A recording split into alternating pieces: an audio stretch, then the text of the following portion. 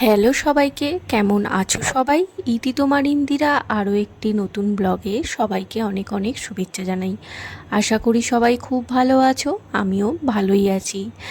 আজকে সকাল সকাল বেরিয়ে পড়েছি আর এখনও বাইরে বৃষ্টি হচ্ছে। আর সামনেই তো গণেশ চতুর্থী, আর মুম্বাইতে গণপতি পুজো তো একদম ইমোশন, তোমরা তো সেটা জানোই। তো ওই কারণেই আরও আমাদের আসতে হলো। ঘরে ছোট করে একটু আয়োজন করি প্রত্যেক বছর। 2022 সালেই একবার বড় করে করেছিলাম, তারপরেই সেই যে ঠাকুর আনা হয়েছে, তো তারপর থেকেই ঘরে ছোট করে এখন করা হয়। তো এখন আমরা বিজয় পার্কে চলে এসেছি। দেখতে পেলে কত ভিড় হয়েছে রাস্তাঘাটে। এই টাইমটায় থেকেই শুরু হয়ে যায় এখানকার একদম মরশুম, কি বলবো, উৎসবের মরশুম। যাই হোক, এখন আমরা জাঙ্গির মোড়ে এলাম।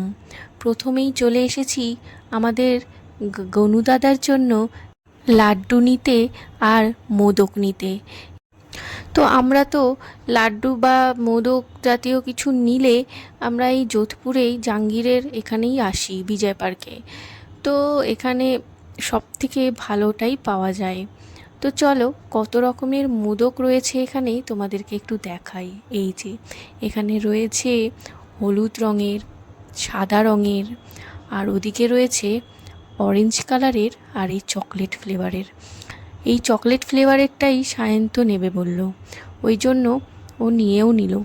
আর লাড্ডু বলতে বেসনের লাড্ডু ছাড়া কিছু পেলাম না। আর বেসনের লাড্ডু ঠাকুরকে দেওয়ার পর সে তো আমাদেরকেই খেতে হবে, ওই জন্য ঘরে বেসনের লাড্ডুটা কেউ খায় না, ওই কারণে আর লাড্ডু নেওয়া হলো না, মোদকটাই নেওয়া হলো।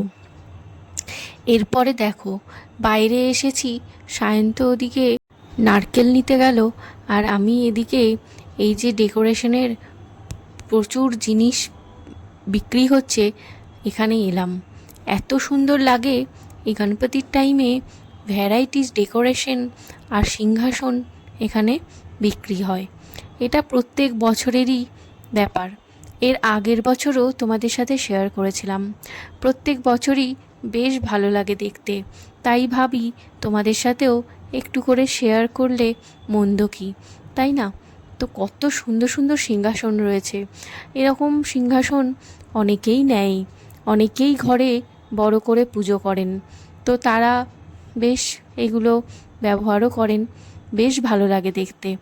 যাই হোক, আমাদের যখন বড় করে করেছিলাম, আমি নিজের হাতে ঘরে সিংহাসন তৈরি করেছিলাম, যতটা সম্ভব টুকিটাকি জিনিস নিয়ে।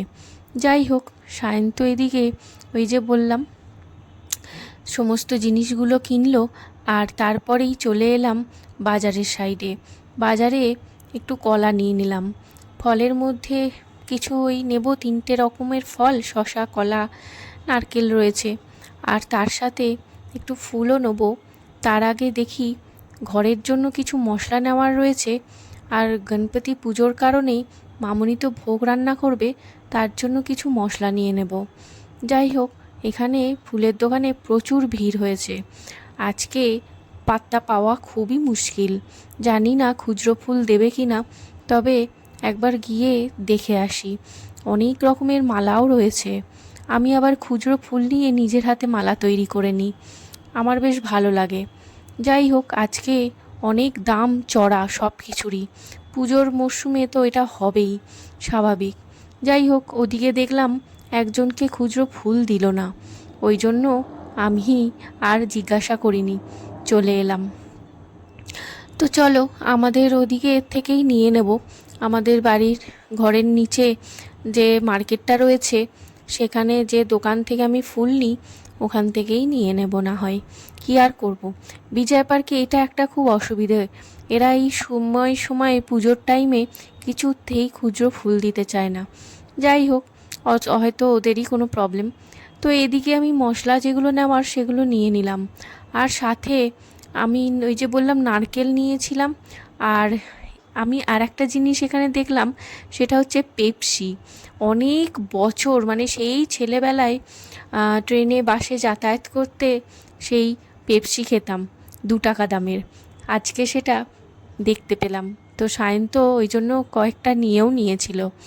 তারপরে ওই যে বললাম আমাদের ফ্ল্যাটের নিচে মার্কেটে এসে ফুল নেবো, তো অটো করে চলে এসেছি সেখানেই।